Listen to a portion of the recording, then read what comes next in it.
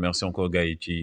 comme abonnement. Et merci encore même de continuer à vous abonner, également à liker. Le Paris Saint-Germain, encore champion de la Coupe de France, vainqueur de la Coupe de France. Bi mooy 14e fois, hein, Paris Saint-Germain di ko jël nekk tamit deuxième fois de manière consécutive qui di Idrissa Gana Gueye di jël trophée bu ni mel. Paris Saint-Germain bi nga xam ne nag tey moom moo jël revanche tam ci AS Monaco. Revanche, oui, parce que deux matchs yi nga xam ne match championnat aller retour ñi nga xam ne ñoom ñooy Monaco ñoom ñoo leen dóoroon. Et aujourd'hui également Paris Saint-Germain dafa fayu waaye ni mu fayoo mooy dafa jouer dóor 2 buts à 0 avec un Idrissa Gana Gueye qui a été encore phénoménal. Idrissa Gana Gueye qui a été au cœur du dispositif du Paris Saint-Germain ndax tey li nga xam ne moo nekkoon lien bi amoon diggante kii di Volland l'allemand, l'attaquant allemand, ak Issam Ben Yedder, grâce également au milieu du Paris Saint-Germain, notamment ak ki nga xam ne moom mooy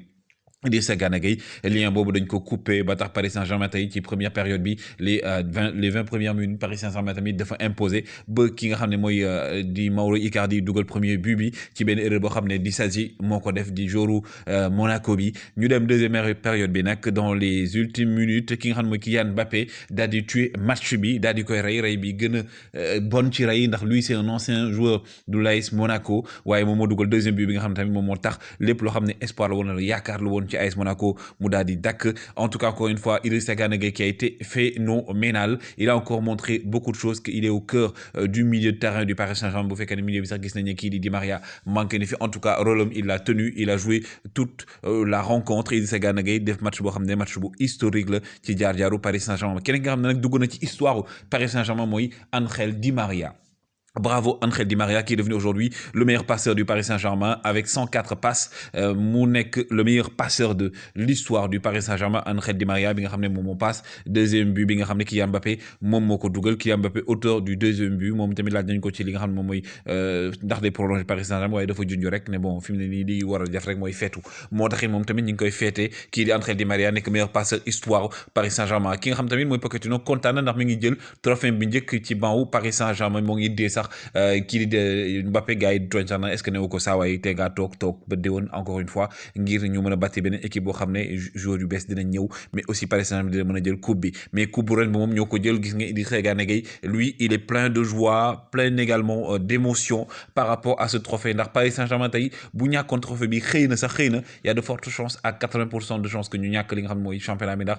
Lille bu dóoree rek Paris Saint-Germain du jëlee championnat même bu fekkee dañoo dóor moo taxit tey ñoom il fallait que ñu gagné trophée bi moo tax ñu kontaan bu dee ne sax yàgg nañ ko jël at yëpp ñoo koy tegale mais c'était aujourd'hui un match spécial un trophée spécial ndax mënoon na yàq seen saison wala mu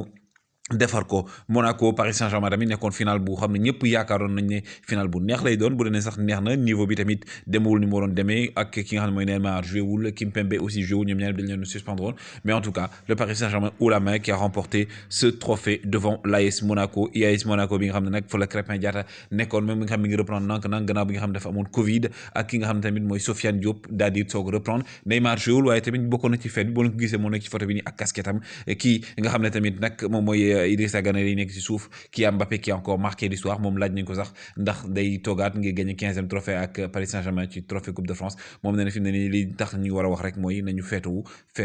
savourer victoire bi ndax tamit am na match bu leen di xaar boo xam ne tamit buñ ko gagné il faut que ñu yaakaar ki nga xam ne mooy Lille def match nul wala mu perte match am pour Paris Saint-Germain mën a nekk champion. Lu ni mel bu amul rek Lille day nekkaat champion nekk loo xam ne gëj na am ndax ñoom bañ ko mujjee jël un certain Idrissa Gana Gueye bokkoon na ci équipe bu Lille boobu. Ángel Di Maria aussi comme je l'ai dit il a été phénoménal il a été nommé